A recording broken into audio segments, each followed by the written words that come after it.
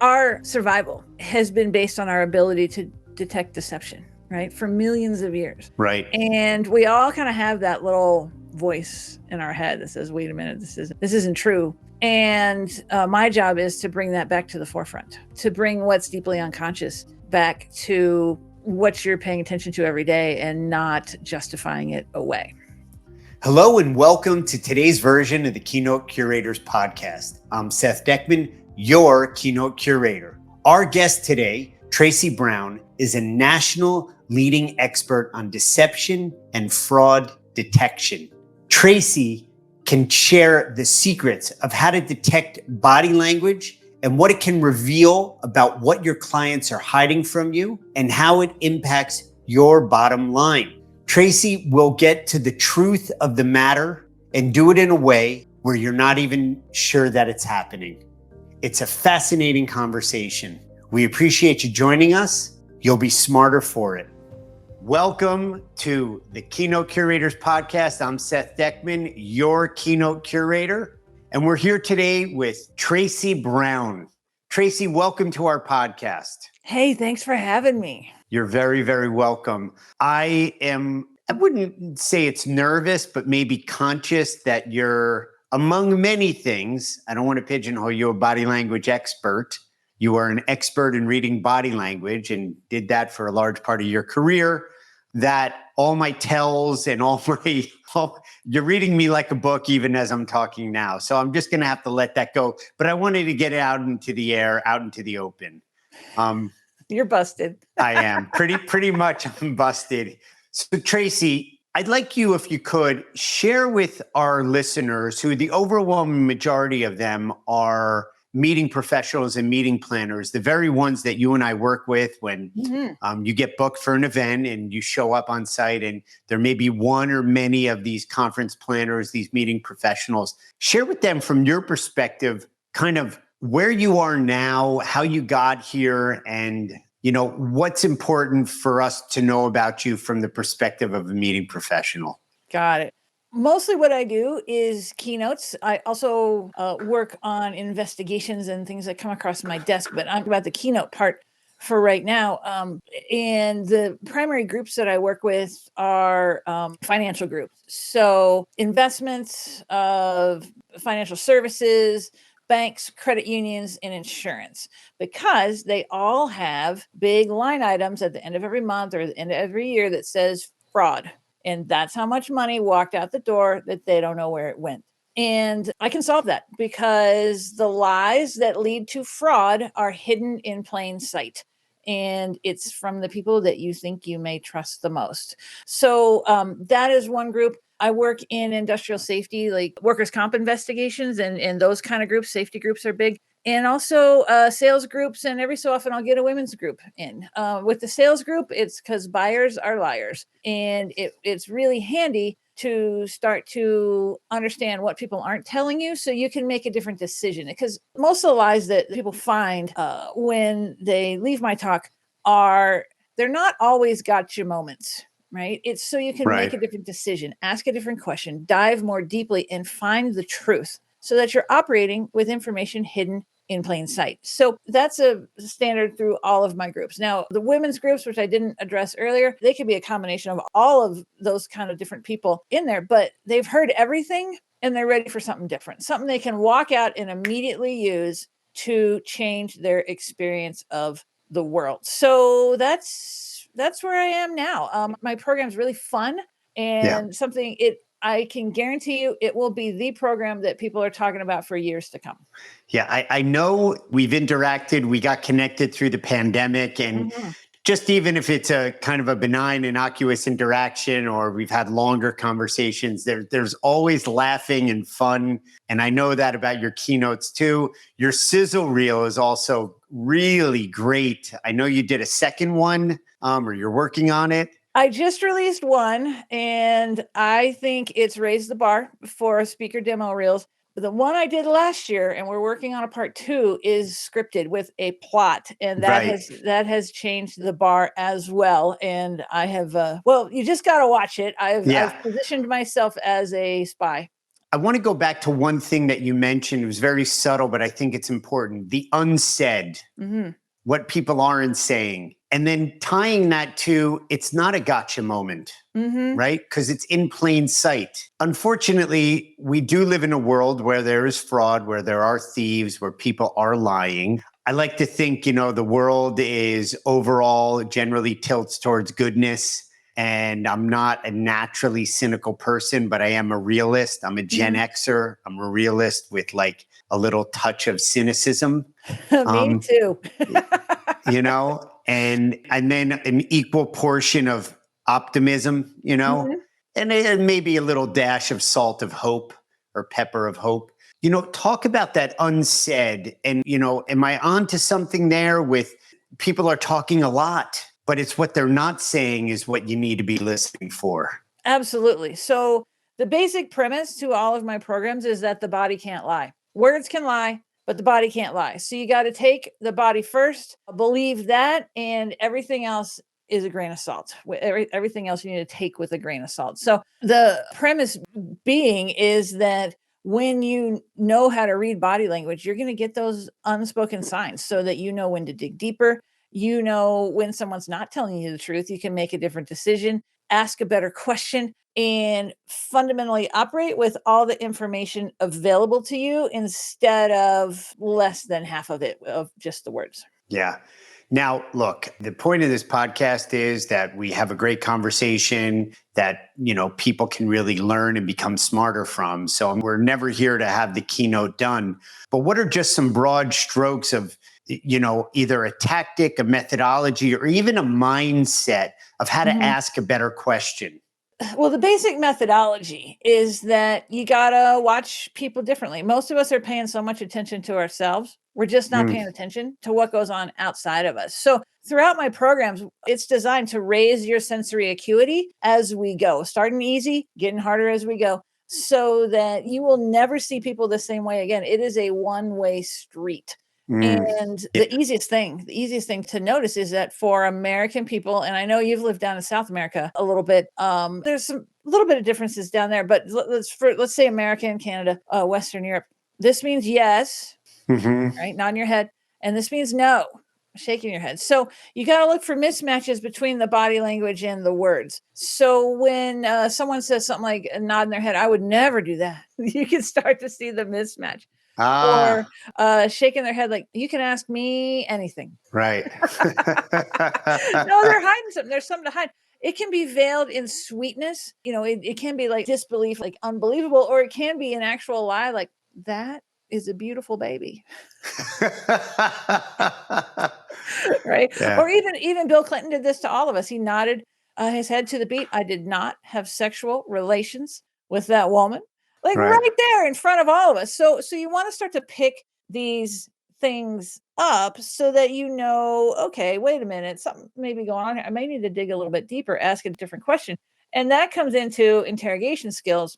Some of them, sometimes they're called motivational interviewing skills, right? But we don't want to take it that far. But we do want to create a situation where we can maximize information recovery in any situation. So all you got to do is ask a question that says something like, and give them the opportunity to keep talking and say, what else would you have to say about that?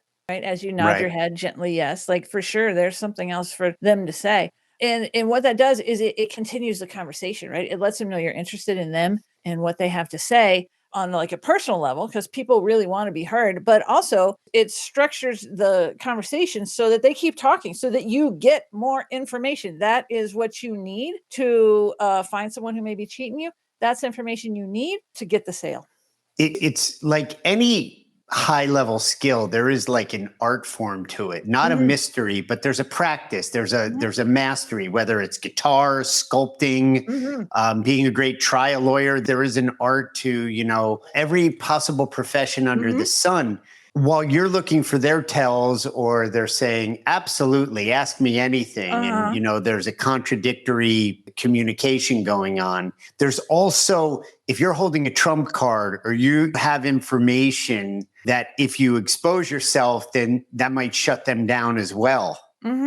So there's an art form. When do you decide to, whether it's a gotcha or not, like kind of hint, hey, don't go that way because I know X, Y, Z, and you make it within a question or implicit? Does that communicate kind of what I'm asking? So that can be good. The interviewing techniques that are the most effective to get an admission are just to say, hey, this is the information that I have. We know that this went on. Why don't you tell me more about it? Right. And you can say things like, well, let's say it's a fraud situation. And by the time anyone gets into this boat, there's going to be someone with a badge in their office, right, to have this conversation. Yeah. But you'd say something like, you know what? We know people get in a pinch all the time. I've been in a pinch before financially. My kid got sick once and, we had these crazy hospital bills. We were really scared on how we were going to handle it. Right. So what you're doing is you're creating a connection and maybe some empathy there that you understand their situation and then go into the question and say, we know you've been in a pinch. Was it created by an emergency or was it just because you like to party? And is that why you did this? And it hits them. It hits them differently than the cop that may be turning over tables, with the single light bulb swinging in the ceiling above the victim or the perpetrator. So those kinds of scenarios are very, very Hollywood, and they're a sure way to get people to shut down. Right. And it's more attacking and and in the negative sense of the interrogation. I want to shift gears a little bit. Fraud or dishonesty or straight up lying or deception happen in politics all the time. Yeah. Hey, I got to laugh. Okay. Mm-hmm. But, how often does deception occur in the business world? I mean, how significant is the impact on the bottom line every year? And I imagine fraud and even identity theft hit the financial industry hardest each year. Can you provide some insight on that? Well, yes and no. I don't have the exact figures on how much fraud happens every year. And the reason being is a lot of it's not reported, right? And a lot of it, they never want to investigate the depth of it because it's gone. And how much money are you going to spend finding out how much money you already lost, right? Would it be better to just keep going, right? Let the person go, get them to keep going. So I can say a couple things. The biggest investigation that I've worked on that we stopped the loss before it happened was $22 million. Wow. Which makes my fees pretty cheap. In sales, sometimes what companies will do is embed me in their teams. And because a lot of these sales are not so straightforward, like with big assets, things that you've heard of. And I'm under restriction, I can't say, but with any kind of commercial asset like that, the buyers, there's probably a group of people who may be candidates to buy. They don't know who's really at the top of the list. And I'm able a lot of times to go into these meetings pretending like I'm a secretary or something along those lines and find out what's really going on, who the real decision maker is, because it may be who you think it is. It may not be. There may be some unconscious things going on in a team, right, in a group about who really makes the decision. So I sniff all that out. The biggest one that I've worked on where the sale went through for my party was $9 billion. And like I said, this asset. And that's pretty cool, right? To be able to get that information that's hidden in plain sight. So with fraud, like general facts about fraud, every bank experiences fraud. There's a line item at the end of every month, fraud loss. For little bitty banks in South Dakota, that number is about $25,000 a month. Like that's a lot of money, right? Yeah. It adds up. And so if we can get a slice of that, we're doing really good, right? And dental offices. I work in dental quite a bit. 75% of dental offices experience fraud.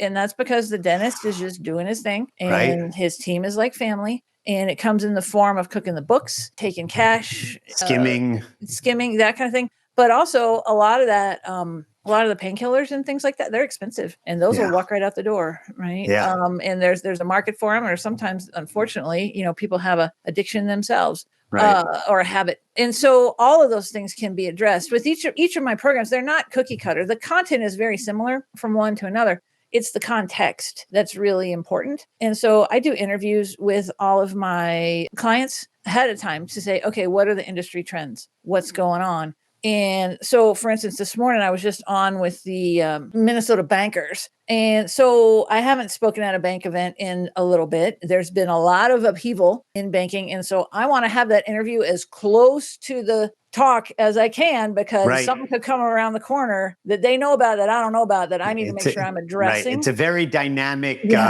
specifically right now, that industry has a lot of dynamism to a lot of fluidity in current events and shifting landscape. Right. So that talk is going to ring differently than the one I do for the dental implant group that I'm going to speak at right after them, right? Because they have different needs. So that's how I try to do things for my client, is make sure that, man, I am hitting the nail on the head. Yeah. And not only that, but I'm keeping them active and engaged and getting real experiences using this stuff before they leave. Like, no matter what length my talk is, people are going to be enrolled and engaged, and no one's going to be on the phone. Would you say that the skill set and the ability to distinguish the tells and the body language and whatever it is, even if it's not ultimately resulting in, let's say, fraud, 22 million, 9 billion, 75% of dental practices, there are still everyday kind of applications that can empower the employer or a team leader or a team itself, that you can understand that there's something, a contradiction in behavior and language, et cetera, et cetera. Does that make sense, that question? Yeah. This doesn't just work at work. It works at home too. And let me tell you what happened to me. So a few years back, my husband was remodeling our kitchen. And when he remodels something, it is a full remodel. And so we had nothing in the kitchen, zero. There was no cabinets. There was nothing. We'd been working all day. My only kitchen apparati, I don't know what you want to call it, equipment was in the basement. I had a 1980 hot plate, and I had electric skillet. That's what it was, an electric skillet, which are pretty cool, actually. Yeah. Basically, Traci, there was no kitchen in the kitchen. There was no kitchen, and I had a microwave. That's what I had. And we'd been working all day. We go to the store, right? We go over here. It's a Kroger store, and we walk by that. They have that stand with the chicken on it, with the rotisserie chicken. And it's late. I know it well. Yeah, it was like 8:00 at night. It smelled so good, and I was so hungry. And see, my husband's a rocket scientist. He does not like rotisserie chicken because he thinks it's too much work for the amount of chicken that you get off the bone to have rotisserie chicken. This is what I'm dealing with. Traci, these scientists can just ruin a beautiful chicken drumstick or a nice breast. Come on. It's true. So I knew he didn't like it, right? But I said, Matt, can we just get a chicken? I go, and he looks at me and he goes, yeah. And I said, okay. We're in the grocery store. I was like, okay, I know you just lied to me. I need you to roam around this store and find something hot that we can eat, because I'm hungry now and I'm fixing to have a meltdown because I'm hungry. And you don't freaking want something that's right here that will do just fine. Right. And so what happened is he found, and I've never seen this before and I've never seen it since, there was a turkey breast kind of sitting on top of that unit there, the chicken heater unit. And it was just a turkey breast. And he goes, can we get the turkey breast? I was like, yeah, that would be great. Right. It's hot. It's kind of smoked up how they do it. And point being is that you can use this information to make someone's day better, right? Because I don't need him in 3 or 5 years coming back to me. And then there was that time you made me eat that chicken. And then the rotisserie chicken. I mean, that was the last straw. Yeah, totally. Right. So there's a lot of uses for this information. A lot of people hire me to help them with their interviewing. And I did an event for a group, and they service your credit cards, your specialty credit cards. And they're really big. They have offices all over. So when you get a Victoria's Secret credit card and you call in, you don't call Victoria's Secret, you call this company, right? Sure. So there's a lot of phone operators and things like that. And they went out of my talk, the boss went out of my talk, went into an interview. And when they asked her about her attendance, and she started behaving outside the lines of where she was behaving before, right? But she caught on and she got it, figured out that she was lying about her attendance. So guess who didn't get the job? It was that person, right? Because there was something they were holding back. Do you need to dig in and find out about it? Nope, not at all. Just they're telling you the science. Believe it the first time, right? Believe it the first time because you saw it. And if you don't, guess who pays? You do. That's right. 60% The of people, company does. Right. 60% of people lie in an interview or on their resume in a material way. And that is a study from SHRM, Society of Human Resources Management. And additionally, in that study, 2% of people 2% of HR pros can pick out the lie, right? So if we can even get that up to 5%, yeah, double it or triple it. Yeah, it's totally different, right? Yeah. It's a totally different right. result that you're going to get because you think it's not, or it costs a lot to not have someone in that job. Try having the wrong person in that job, and then you'll see how expensive that is. So there's a lot of different uses. Right. A lot of them. That's great. Hey, meeting planners, how skilled are you on reading body language and telling when somebody is not being completely forthright or telling the truth? You have so much going on. There are so much distractions in your day-to-day operations and making sure that your events and your conferences go off without a hitch, that sometimes you might be missing something that's right under your eyes that could have a bigger negative impact on your event. And that is one of your teammates or your vendors or a client that's not being straight with you. You have to understand how to read body language and how to tell when somebody is not being honest. It's an important skill, and it's going to separate you and your events from the rest and make your attendees have that much better of an experience. But I think, it happens where, especially I've seen, Traci, where for meeting planners and meeting professionals, there's this bounce back after the pandemic. I wouldn't say frantically, but there is a flow of new hires while everybody are ramping up and re-expanding their operation, whether it's the size of the event or adding an event or, having to be creative. So you've got your day-to-day where it's not a distraction. That's what you're occupied with. And you're having to add in hiring more people. And it's easy to miss stuff. It's easy to see it, like you said, in plain sight. So for meeting planners, it's not only essential that we provide your great content to their attendees so they're empowered in business and in life, but also for themselves when they're dealing with not only hires, established employees, what's going on right in front of you in plain sight. So I think that the skill, like you said, it's not going to be a gotcha, aha, you robbed this or stole this. It's more the subtle stuff that is small but has a big impact over time. Absolutely. You hit the nail on the head with that. You really did. It's making a different decision. Yeah.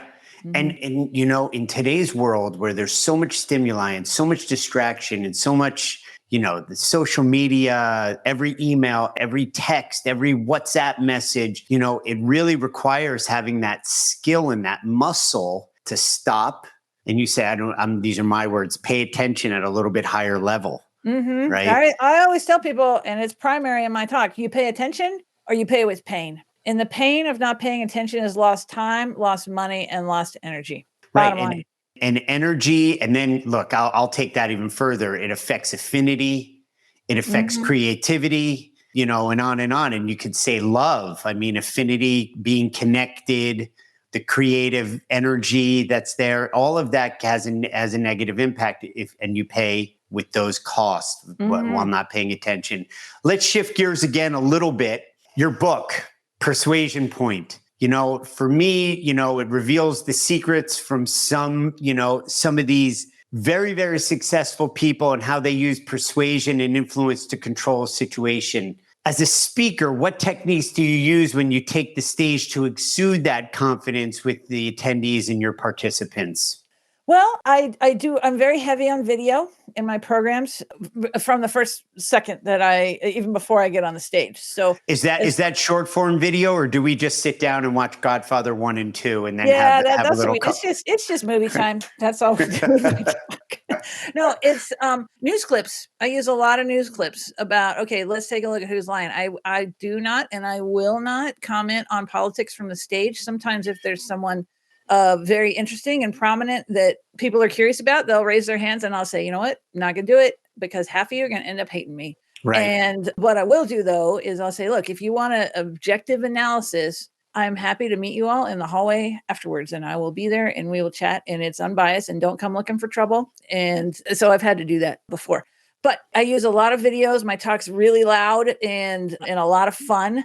So I stick to a lot of sports and other, let's see, Non-political. non-political, emotion evoking, yet not political. So there's been a lot lately that I've had to add to my talk, like Harry and Meghan.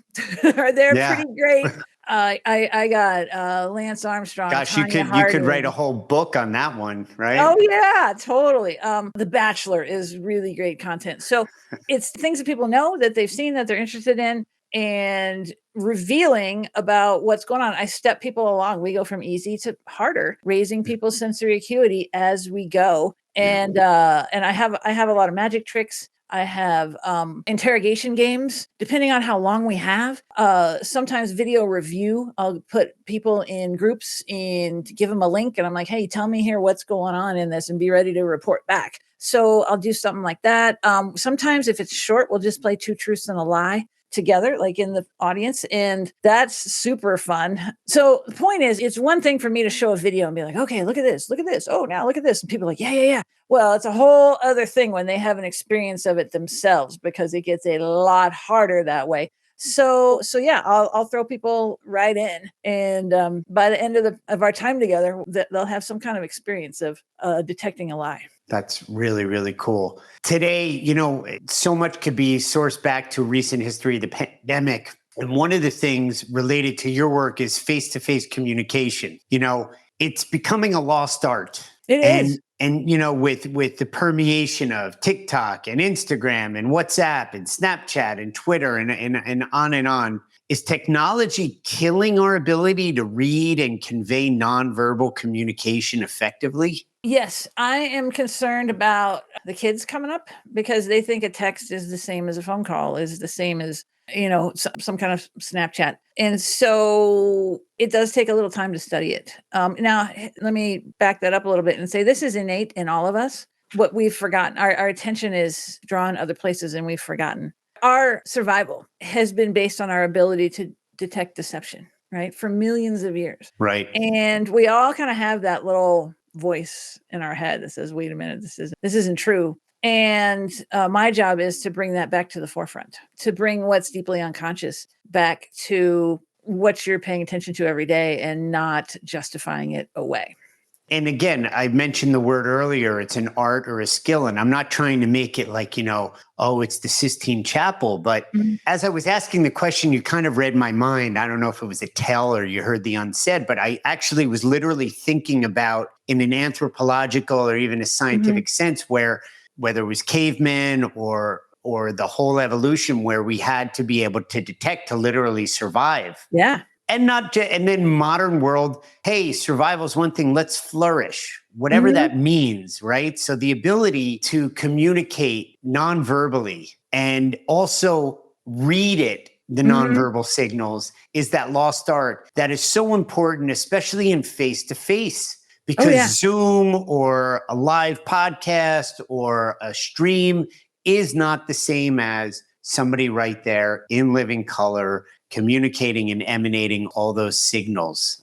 Well, you for sure have more to work with in person. Yeah. And I work with people. I have a whole program on how to read people on Zoom. Guess what? It's no different than reading people in person. Problem is, people got all confused about it and upset because they're not good to start with in person. And when you take away a lot of the sensory factors, it's even harder. Now, seeing someone like we have a mid-chest up to the top of the head view. It's not a lot different than what I do in any of my analysis depositions or when I'm on the TV news or anything like that. Even I have a program on how to read people with a mask on, and you can still do it. But you got to pay attention. You got to pay attention differently. So these are, some of the things that we can get into in my programs, depending on the length of time that a client has and really what their needs are. Because guess what? The demand for the content on the mask, it's a lot less now. But guess what? I'm going to speak to some doctors. They care about it, right? Yes, they sure do. They sure do. So well, you say people aren't good at it, the Zoom or whatever, or even live. It's because you have to think. It requires actually thinking. And to do that, you got to slow down, even if it's just a half a beat, and kind of assess the situation. Paying attention differently. That's what people will do after we're wrapped up. Yeah. It's a one-way street, Seth. Yeah, it's great. You know, it's like that moment, however old you were, where, you know, you finally got the balance on riding a bike. I mean, you knew balance, you learned to walk and all that. But once you know how to ride a bike, you can't not know it anymore. Once Traci Brown walks you down the road of what's unsaid or what's right in plain view that is just not straight, you can't not know it anymore. That is true. Traci, one of the things that we do to finish up here, we're going to wrap up. We do a rapid fire kind of 20 questions. Technically, it's not 20 questions, but it's the spirit of 20 questions. Okay. I'm just going to fire out and you do your best, a little bit of word association, and we'll let it rip. Are you ready? Okay, I'm ready. What's the most interesting thing about you that we wouldn't learn from your resume? I am a hula dancer. What's the best advice for parents who think their kids are lying? Let your kids know they're lying. Know that you know they're lying. Yeah. I've read that a genuine smile is impossible to create on demand. How do you know an insincere one? An insincere smile does not enroll the eyes. What's the easiest deception to detect? Body language, tone, or words? Oh, well, it's all easy for me. I'm going to say it maybe tone. Okay. You're a 3-time U.S. collegiate cycling champion and former member of Team USA. How do you use your skills to win bike races? Oh, that's how I learned body language. I would read people. I would watch. I knew everybody had their own unique tell about what was going to happen. And I could get half a pedal stroke jump on them and respond before they knew what they were doing and be able to keep up and eventually win.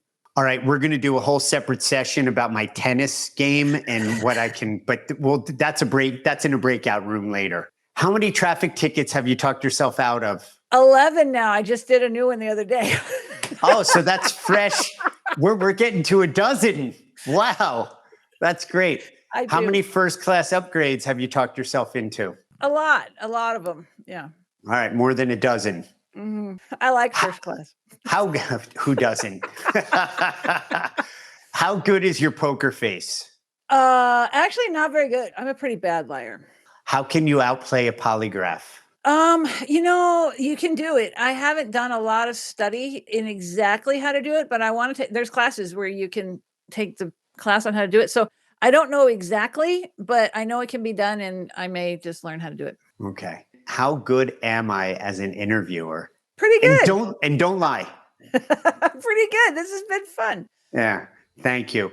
We're going to end on that note. Traci, just, I always feel a lighthearted, positive, fun energy from you. And, this podcast has been no different. Thank you for opening up your book of tips and tricks and insights. And just so look forward to continue to working together and really appreciate your generosity today. Oh, thanks so much for having me. Yeah, it was great.